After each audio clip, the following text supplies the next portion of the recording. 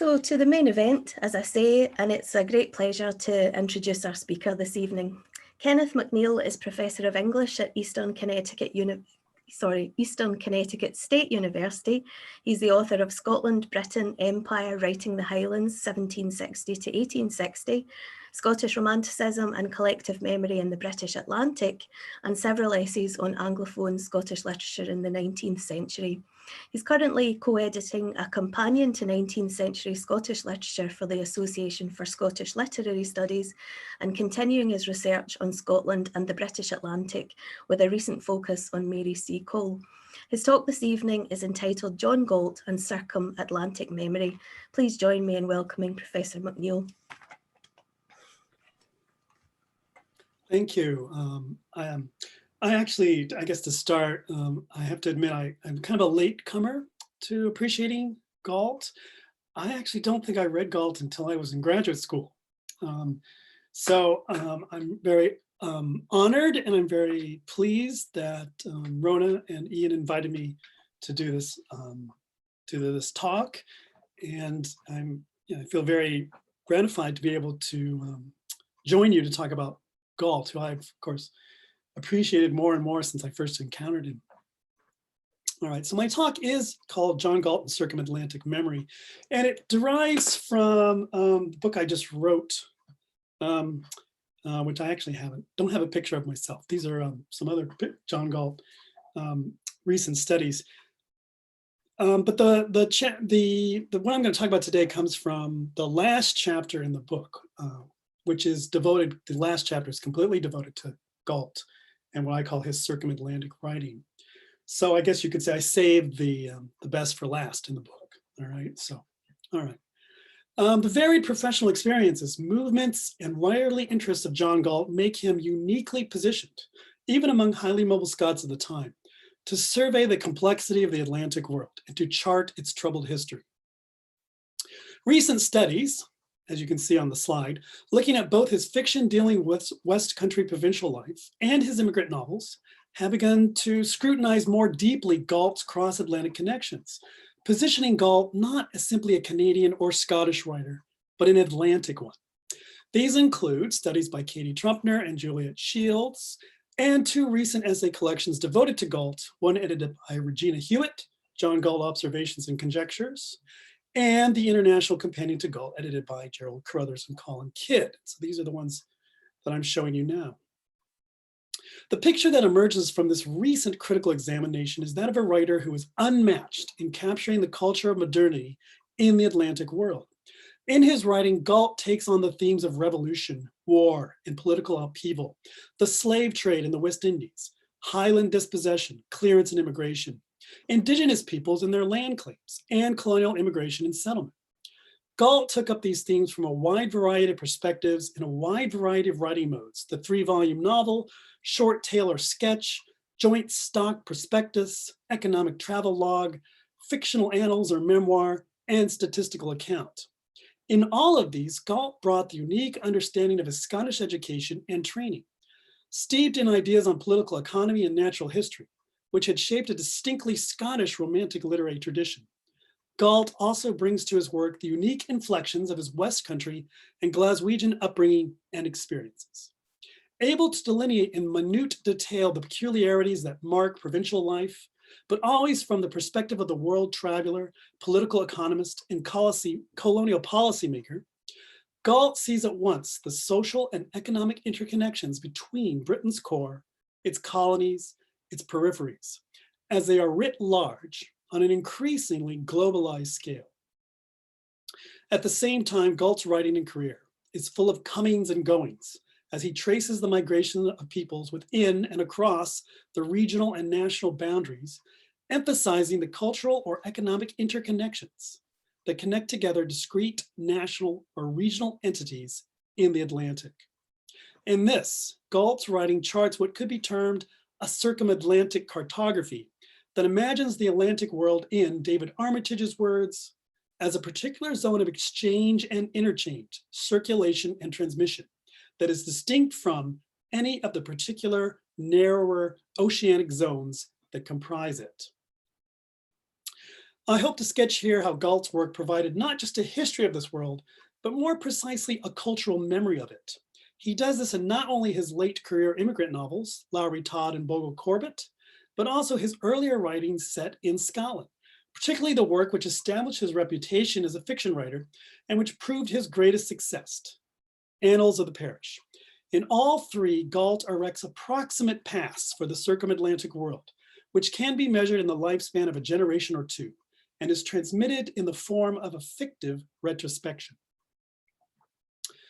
In the work that established his reputation, Annals of the Parish, Galt set out to provide his own brand of historical fiction. If, as Ian Duncan tells us, Walter Scott worked out a phenomenally successful fusion of romance and history, setting the improbable plots of individual characters against a broad historical backdrop of the clash of cultures and the unfolding of historical progress, Galt would eschew the categories of novels or romances altogether, which he felt were too devoted to the contrivances and artifices of plot. Galt would later recount his motives for writing Annals of the Parish and stake a claim for offering an alternative mode of historical fiction he labeled theoretical history, in which historical truth is grounded in the logic of probability and exemplarity. Galt derives his theoretical history from the conjectural historiography of Scottish Enlightenment. De-emphasizing a unified or coherent plot, Galt's theoretical history, as Duncan puts it, is a register of hypothetical instances unfolding general laws.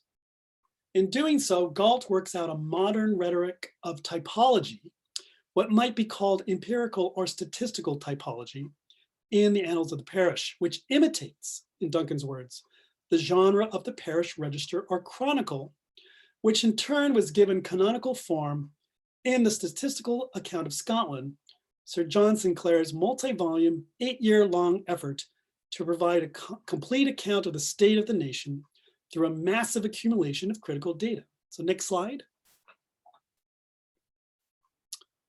And here we have Sinclair's pyramid of statistical inquiry. This is his theory that on the bottom you have all this massive accumulated data that gets condensed into the county reports, and then from that you're supposed to make analysis based on this mass of accumulated data, which again is his kind of his methodology of political economy. In what amounts to a series of interwoven anecdotes, episodes, and micro-narratives, Galt's story is given unity by the scheme of autobiography, the narrative of a single subjectivity occupying a definite space and time. Excuse me. The plotlessness of Annals of the Parish links it, in Katie Trumpner's mind, to the anterior mode of historical narrative named in its title, the medieval annal, with its apparently naive listing of narrated events in an order dictated only by chronology. Galt himself, however, did not originally label the work an annal. He referred to the work as a chronicle, and it is this label that mostly precisely describes the historical mode that Galt was imitating. In Hayden White's account, although the medieval chronicle, like the annals that preceded it, employs chronology as an organizing principle and lacks closure, the chronicle can be distinguished from the annal by its greater comprehensiveness, its organization of materials by topics and reigns, and its greater narrative coherency. Also, unlike the annal, the chronicle has a central subject, the life of an individual town or region, some great undertaking or some institution. For Hayden White, what particularly distinguishes the narrative structure of a chronicle is the presence of a single self-conscious narrator, one who states his desire to preserve in writing the past events of a particular society of which he is a member, and who positions himself as uniquely qualified to narrate these events, quote, as his own personal observations give him insight into facts that no one else could claim. It is in the relative self-consciousness of the narrator that also furnishes Galt's Annals of the Parish with its narrative coherence. Galt himself acknowledged this. Next slide, please. And he said in his autobiography, there's nothing that properly deserves to be regarded as a story. For the only link of cohesion which joins the incidents together is the mere remembrance of the supposed author, and nothing makes the work complete within itself, but the biographical recurrence upon the scene of the same individuals. All right. Narrative unity in Galt's fictive annal is provided by the singular subjectivity of its self-conscious chronicler, Micah Ballwhiter, the parish minister of Dalmailing, who, occupying a definite space and time, intervenes through his narrative, infusing his recounting of past events with the moral judgments, preoccupations, and perspectives of his own class and professional position. Annals of the Parish's status as a fictive chronicle, with its mix of objective chronology and highly personalized autobiography, highlights the complex interplay of competing modes of narrative at work that is contained within its pages. This interplay tends to complicate the claims Galt made for his work as a theoretical or conjectural history. For as Ballwhiter lays claim to preserving the proximate past of his own local community, his historical narrative adopts the preoccupations, tropes, and forms that are associated with what Jan Assmann, building on the work of Maurice Albach's, has described as collective or cultural memory, a form of remembrance that can persist beyond the horizon of living memory. So we can have the next slide. And here, in just briefly, I'll just discuss, here's Assmann. He distinguishes between two kinds of memory, communicative memory and cultural memory. And for Assmann, communicative memory is that very short memory that is limited. Its temporal horizon is very limited. It does not extend more than 80 to, at the very most, 100 years. It offers no fixed point which would bind it to the ever-expanding past and the passing of time. All right, so it's really that memory which is associated with living members of a community. And as soon as these members of community pass on, so does this memory. And he distinguishes that with cultural memory, which is something that has a fixed point, is constituted by fateful events of the past, and its horizon does not change with the passing of time. All right, and this memory can persist. Unlike communicative memory, it plays an integral role in the concretion of group identity as it preserves the store of knowledge from which a group derives an awareness of its unity and peculiarity. All right, so I'm suggesting that in some ways what Annals of the Parishes is a fictive form of cultural memory.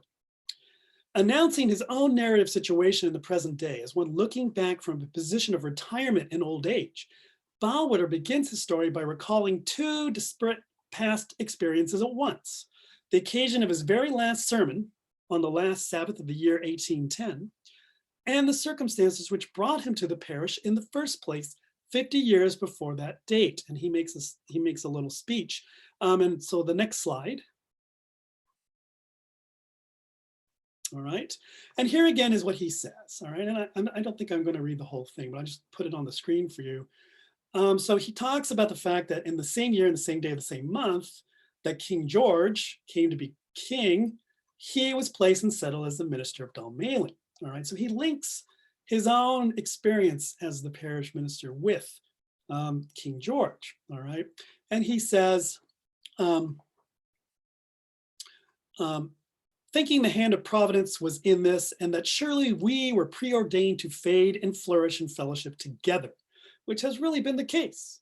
For in the same reason that his most excellent majesty was set by as a precious vessel which had received a crack or a flaw and can only be serviceable in a way of an ornament, I was obliged by reason of age and the growing infirmities of my recollection to consent to the earnest entreaties of the session and to accept of Mr. Amos to be my helper. All right. Announcing his, in its precise fixing of its narrative to specific years, each successive chapter commences a new year. Annals of the Parish could be said to reinforce the homogeneous empty time fixed by clock and calendar, which in Benedict Anderson's influential account is the ascendant temporality that underlies the growth of modern national consciousness. Yet, the paralleling of the trajectory of Ballwhiter's career as parish minister with that of George III's reign suggests that an alternative measure of time is at work, oriented through the lifespan of individual human beings. The organizing principle of Ballwhiter's account may be chronological, the simple passing of it each successive year, but the account is also keyed to the range of collective memory.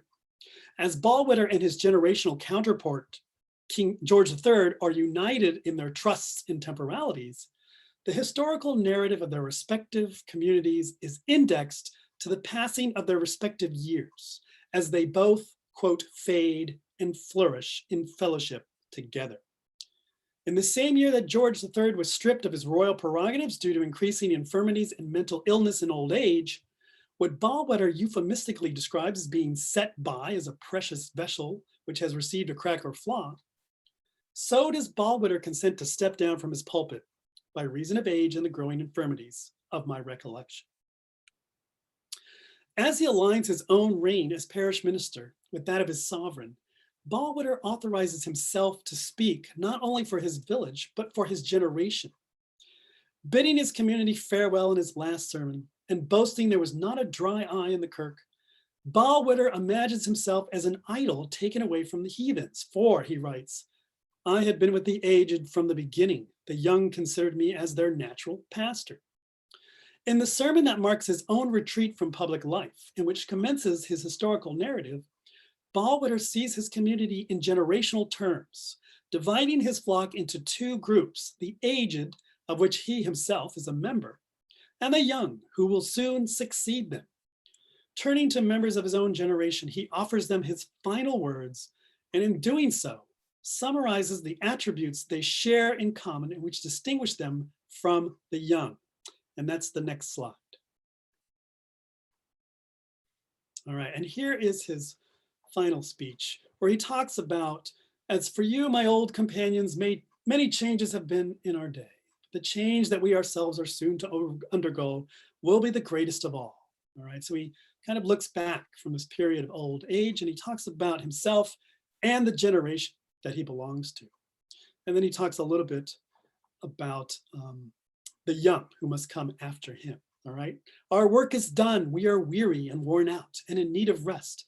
May the rest of the blessed be our portion, and the sleep that all must sleep beneath the cold blanket of the kirkyard grass and on that clay pillow where we must shortly lay our heads. All right. In stark awareness that the increasing frailties of the body and mind are only a harbinger of the inevitable oblivion of the grave, Ballwether reminds his generation that they and he will soon be passing from the scene. Annals of the Parish give shape to a memorialist temporality of generationality, as its narrator reminds his reader that his understanding of the past is one shared by those of a similar age. Though Ballwether's narrative displays in most respects a theoretical understanding of the history as a linear unfolding of social progress aligned with providence, he nevertheless here offers an alternative understanding of the past grounded in a collective memory that is passed down among the community from generation to generation. Occupying a narrative situation that resembles that of Scott's narrator in Waverley, the sentimental but sincere parish chronicler of Annals of the Parish, offers Galt's own particular brand of historical fiction as memory text. Ballwether takes on a solemn duty to act as intermediary to set down in writing the memory of his own generation and those of generations past, and to pass down this memory to newer generations as part of their communal inheritance. Memory and the capacity for remembrance set the boundaries for the past that Ballwether seeks to record. Galt's annalist is no antiquarian, with no recourse to archival material, diary, or journal, or any written documents, save for the epitaph he himself wrote for the grave of his first wife in a deeply personal act of memorialization. Ballwether's history is tied to the limits of his powers of recollection. Galt's fictive recounting does not extend beyond the horizon of his narrator's individual experience or observation. Ballwether restricts his narrative to what he has experienced, observed, or heard from firsthand testimony, and most importantly, to what he can remember or recall from the vantage point of old age. A focus on a small community is highlighted by the mnemonic mode of Ballwether's historical narrative, which emphasizes both the peculiarities of custom and manner that are unique to the parish, as well as the narrow confines that delimit it. Yet, the narrative's focus on historical change provides a view to the outside world, as Dalmailing proves, not immune to disruptive forces that emanate from far away. Throughout Ballwilder's chronicle, Atlantic Revolution in America, Ireland, and France intrudes into village life, shaping the lives of its inhabitants. As he says, quote, "The battle is brought to its gates." As knowledge of great upheavals of the time taking place elsewhere is made known through the effect they have on everyday life and the community, Ballwitter's history of Dalmailing becomes a narrow portal through which to glimpse the history of the British Atlantic, a world Ballwitter's account has always reminded us, of which his own small village is a part.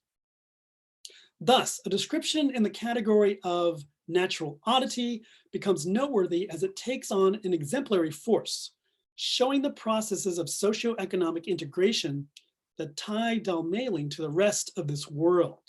All right, so I do have a quote. Next slide. All right, and here is a scene where he talks about this turtle that comes to the village. He says, "I have now to note a curious thing, not on account of its importance, but to show to what lengths a correspondence has been opened in the parish with the farthest parts of the earth. Mr. Cayenne got a turtlefish sent to him from a Glasgow merchant, and it was living when it came to Weetrick House and was one of the most remarkable beasts that had ever been seen in our countryside."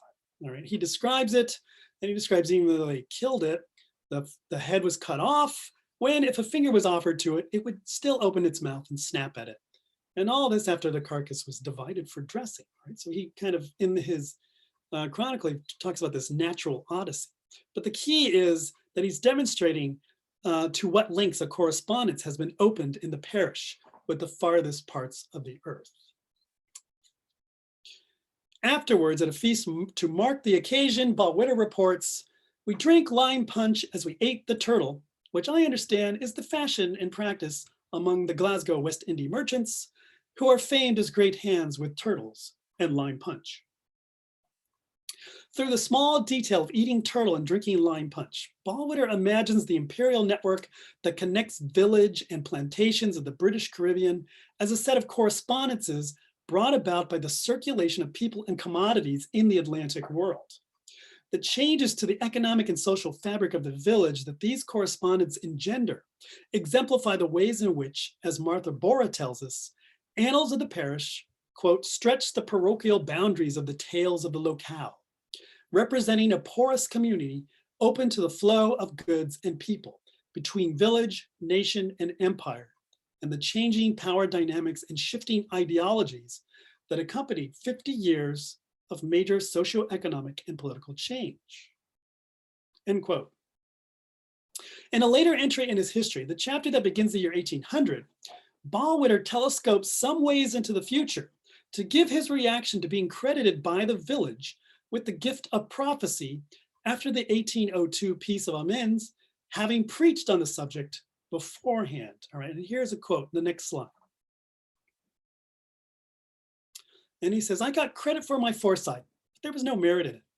I had only lived longer than most around me and had been all my days a close observer of the signs of the times, so that what was lightly called prophecy and prediction were but a probability that experience had taught me to discern." In other words, experience and long life have given Ballwitter the power to discern the universal mechanisms that govern historical change, which, for the trained observer, are apparent at any point in time.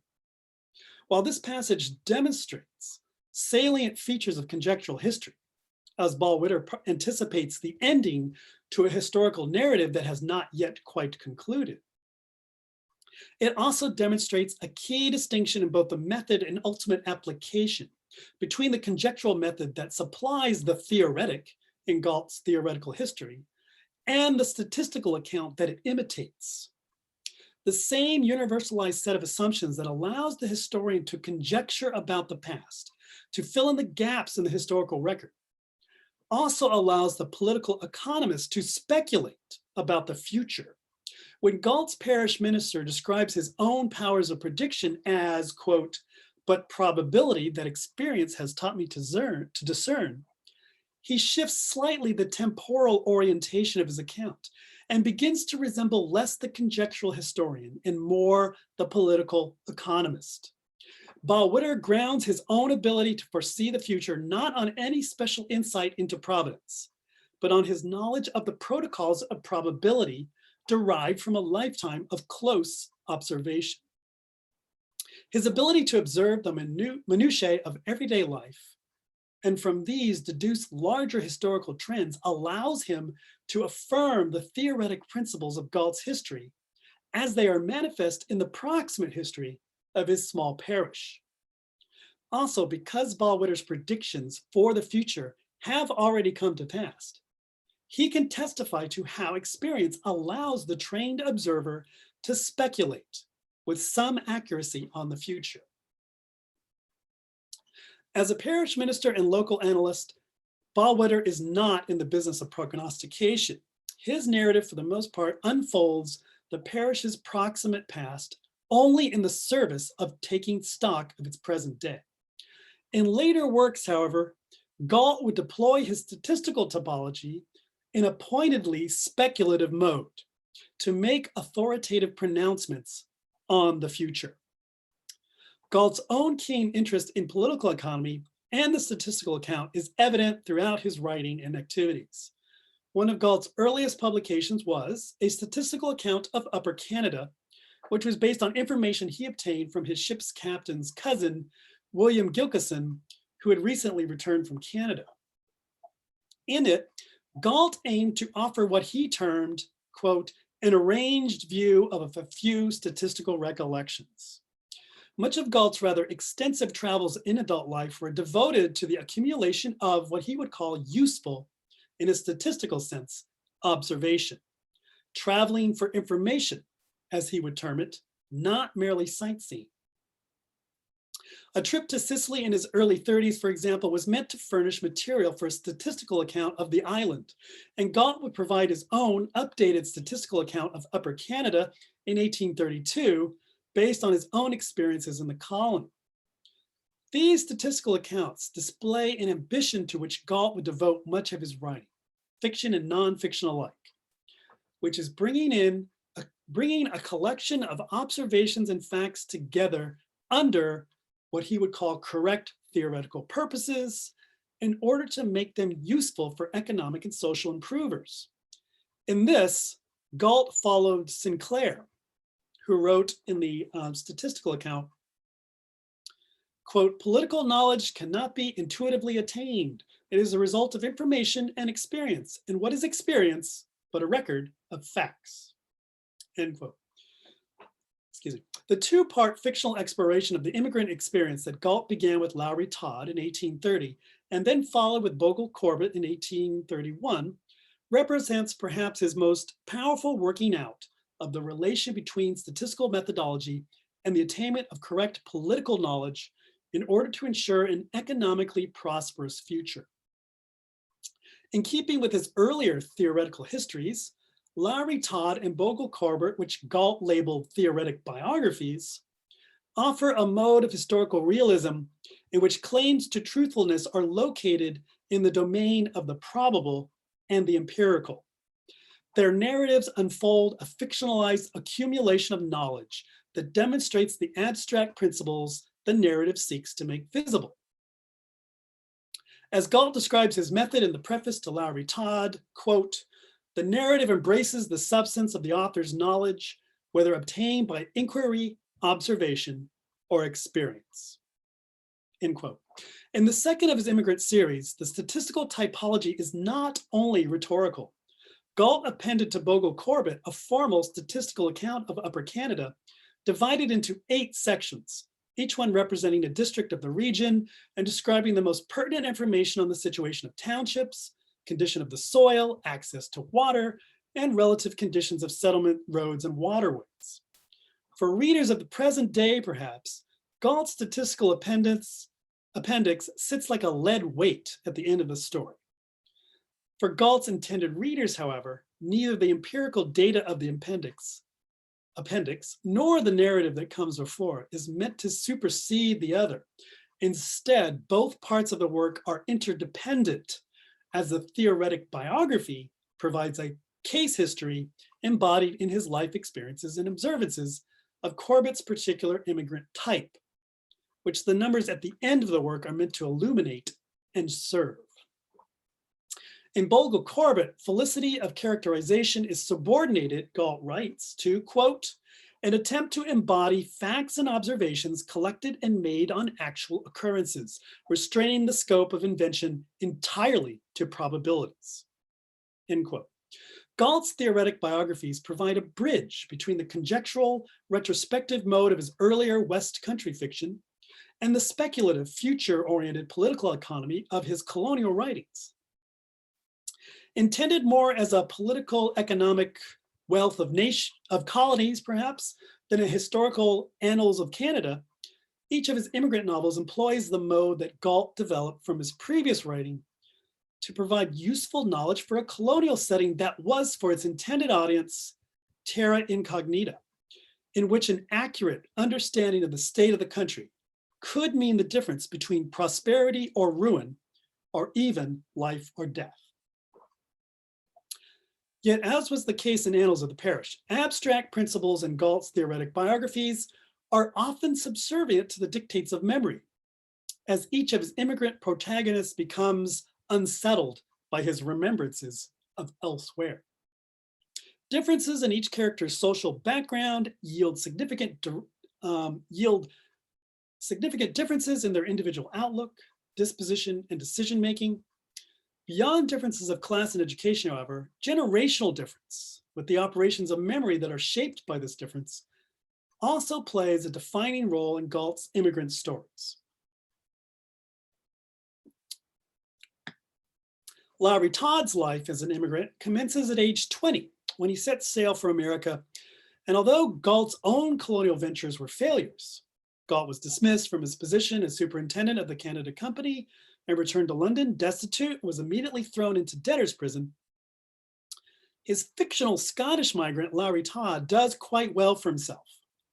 After several years of judicious speculation, Lowry Todd observes its improving effects on his own settlement, Judyville, which Galt modeled after Rochester, New York. And that's the next slide. All right, and this is Lowry Todd summing up the prosperity of Judyville. The progress of the town has been very wonderful. In less than 5 years from the date of the festival, it contained upwards of 2,700 inhabitants. And at this present writing, the population exceeds 10,000 souls. Mr. Hoskins is one of the richest men in many counties. And when the installments are paid up on my 20,000 acres, which were all settled for in the 5 years, I shall have no cause to grumble at the reward vouchsafed for my courage in that speculation. But let me not brag. At the culmination of a novel that is supposed to provide an exemplar of immigrant success that real-life immigrants may follow, Todd, now a prominent figure in the community, is put up for election to the state legislature. Yet Todd declines the nomination in a surprising speech. All right, and here is the speech. So that's the next slide.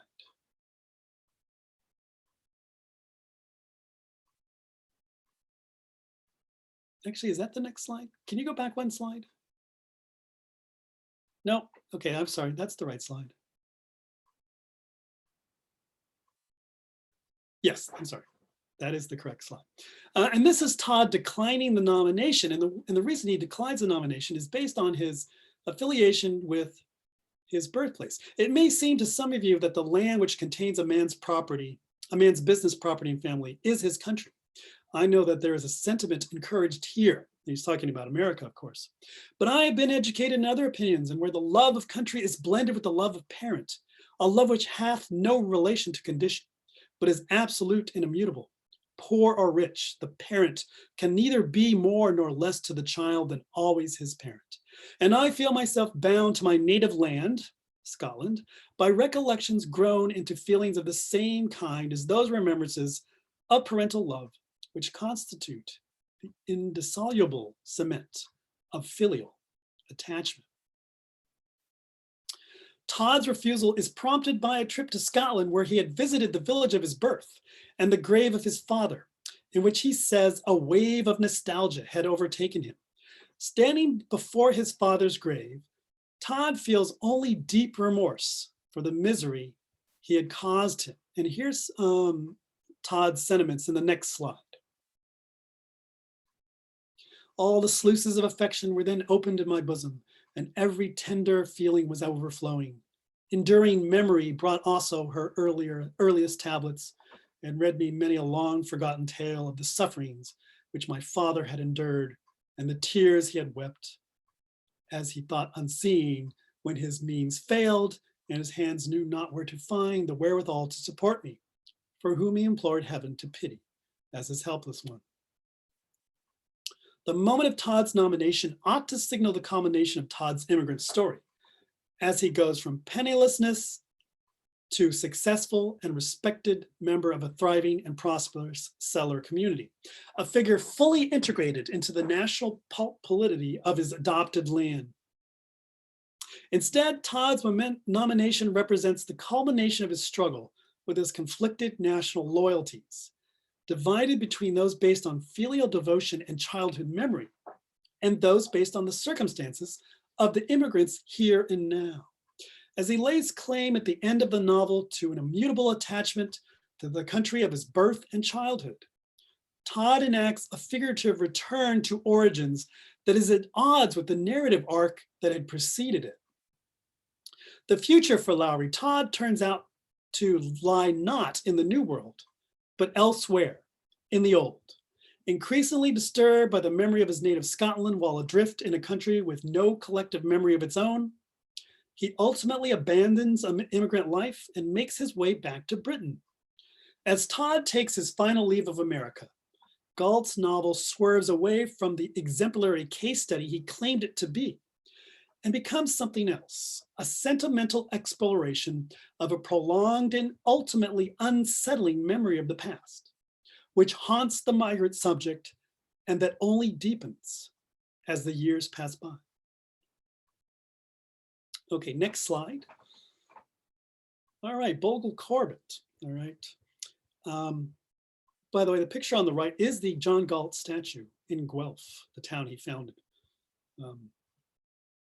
Okay, Bogle Corbett, as a man of, quote, ordinarily genteel habits, with long experience in the Circum-Atlantic world of trade through which he has always acquired some wealth, seems ideally suited to exemplify the kind of middle-class immigrant who could bring about the vision Galt had laid out in his colonial writing policies and that he had sought to put into practice through the Canada Company.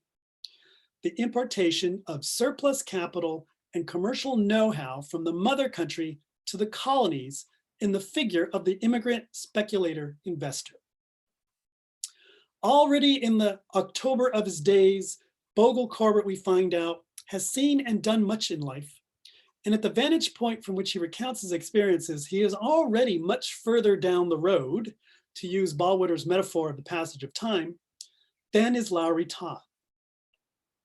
But Corbett seemed less enlightened by his lifetime's accumulation of experiences than he is more worn out by them, as he has found himself frequently entangled in the commercial circumstances of the age, which he has witnessed firsthand and which he seeks to narrate.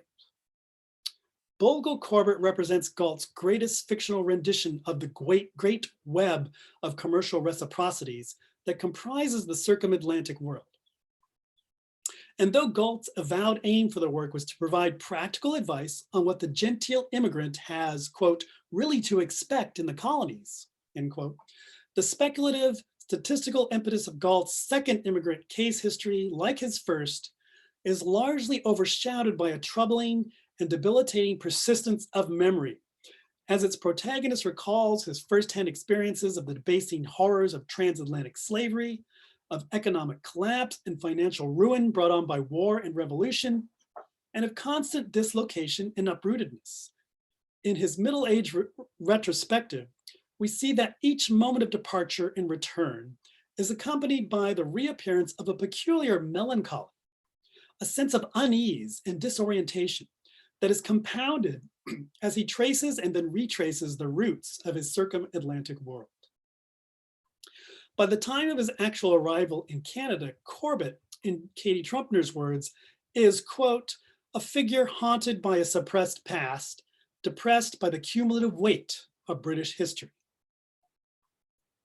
The weight of this history manifests itself not only in apprehension of the immediate present, but the future as well, supplanting the abstracted statistical vision that the novel as a whole is supposed to serve.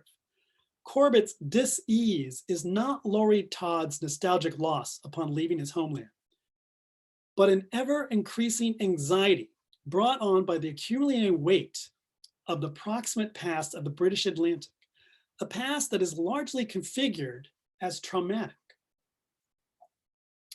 The perpetual feeling of displacement is echoed in the sentiments of characters that Corbett meets throughout his life and travels. Early experiences in the Glasgow cotton mills, where he witnesses the same rise of Jacobinism that had forced Lowry Todd into American exile, lead to mercantile ventures which, given the conduits of Glasgow's Circum-Atlantic trade, almost inevitably take him to the West Indies. After his merchant business fails, Corbett is forced by his creditors to take charge of assets held by his company in Jamaica. And this so-called return visit he makes as a younger man to the Jamaica of his birth does not replicate the childhood memory of comfort and security he would later recall. Instead, Jamaica turns out to be the space of unsettled historical memory itself. During Corbett's visit, curiosity prompts him to seek a community of Maroons, fugitive slaves who had fled their white masters and now eke out subsistence lives in the interior mountains of the island. It is there he meets with an old woman who recounts a horrifying past. Some 60 years before, she had helped her lover to kill his master, burning the master's house down in the process. What is more, Corbett discovers, to his, quote, inexpressible amusement, she speaks a Scots-inflected patois, Negro Scotch, he terms it, that she had learned from her lover's Scottish master. The encounter with the old Maroon woman provides a telling glimpse into Galt's own complex attitude to the Atlantic slave trade and to the abolition debate, which was coming to a head while he was writing his immigrant novels. On the one hand, the scene suggests Galt's acute awareness of the insistent legacy of Britain's, and particularly Scotland's, history of enslavement, while also rehearsing common tropes of abolitionist slave narratives, the righteous resistance of the enslaved, and the intimacy between enslaved women and their masters that expose the moral depravity and hypocrisy of enslavers. This proximate past of slavery, 60 years since, is recalled to the present when Corbett visits the estate of an English planter who had recently married a quadroon woman after the death of his English first wife. This marriage had so disturbed the man's young daughter that she shoots herself after an argument with the new wife during a fancy dress ball at their home. The awful scene of discovering her body declares Corbett too horrible for him to record. Though it cannot be recounted, the traumatic memory of Jamaican maroonage has lived on deep within its mountains, while it also reverberates beyond them, replicating its tragic effects and creating a residual unease in succeeding generations long after. Yet, on the other hand, the story of the Maroon woman, a kind of case history of the enslaved within Galt's immigrant case history, functions as an important exemplar of Galt's apprehensions concerning the West Indian question, as it stood in 1831. Galt, like Glasgow-based apologists for slavery, while not defending it as an institution, called for gradual emancipation and compensation for planters. Thus, the Maroons' memories of slave uprisings of the not too distant past are perhaps meant to register as a portent of the monstrous violence and destruction that Galt felt would erupt if immediate and total emancipation were granted. Perhaps in ways Galt did not intend, his description of the woman as a hideous, he calls her a hideous sycorax, with a visage that was something horrible between a toad's and a baboon's, and odiously protruded lips that revealed a ghastly grin of 4 or 5 long, unequal yellow teeth. This description perhaps reveals deep-seated anxieties about a West Indian world dominated by free Blacks, by Galt. Yet this traumatic memory of the violence of slavery, the past that refuses to stay in the past, is at odds with the theoretical realism that Galt insists on. Corbett's experiences in the haunted landscape of his birthplace offer no reassurance, no exemplary case by which the would-be immigrant or colonial policymaker can gauge the future. All that these experiences can offer is an explanation for Corbett's increasing melancholy, which takes the form of a dread anxiety for an unsettled future that seems to lurk always just beyond the horizon.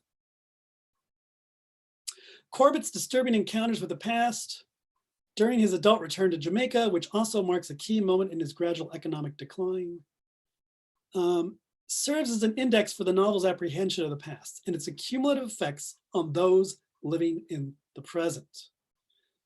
The process begins early on in Corbett's life. After an early foray into cotton manufacturing, his first attempt at establishing a business fails after a ship carrying money intended for the firm is seized, and Corbett and his partners are unable to meet the payment demands of their creditors.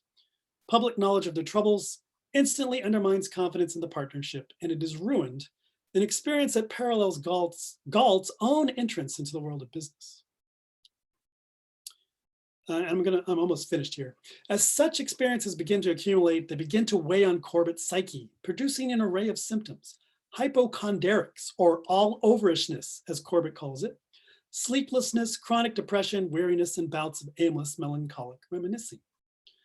All-overishness is the term that Galt puts into the mouth of the middle-aged Bogle Corbett to describe his psychological malaise, and it is the term that Galt himself uses to describe his own condition at 52, already aware that he's nearing the final in the cycles of his life. At the end of his narrative, even though Corbett, like Galt, was instrumental in founding a town and helping to expand settlements in Lower Canada, he can only lament that he has been too late.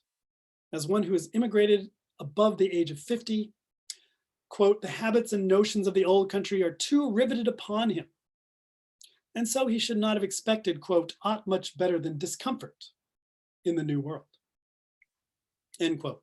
But it is not the habits or notions of any of Corbett's sojourns in the Circum-Atlantic world that have worn away his optimism for the future. Rather, it is the memory of that region's troubled past that permanently discomforts him, the past that haunts his present, a memory of death and of failure that only seems to replicate itself in each new scene, each new situation. In this way, Bogle Corbett encapsulates with a single work two distinct strands, two discursive modes that Galt took from Scottish literary, historical, and economic writing. The speculative conjectural register of Bogle Corbett's political economy is set against the melancholic tenor of the Circum-Atlantic history it recounts. The latter does not supplant the speculative, hopeful sense of future which the narrative is supposed to serve, but instead unsettles it, infusing the future with the dread anxiety of the past. As Galt's writing engages with and ultimately exceeds the topologies and temporalities of the immigrant novel, the early Canadian national tale, the Scottish historical romance, or the statistical account, his fiction brings into high relief the unique social history of the Atlantic world and its critical relation to the culture of modernity. Galt's immigrant novels therefore stand as the capstone to Atlantic memorialist writing by Scots in the Romantic era, as they assume the mantle of cultural memory.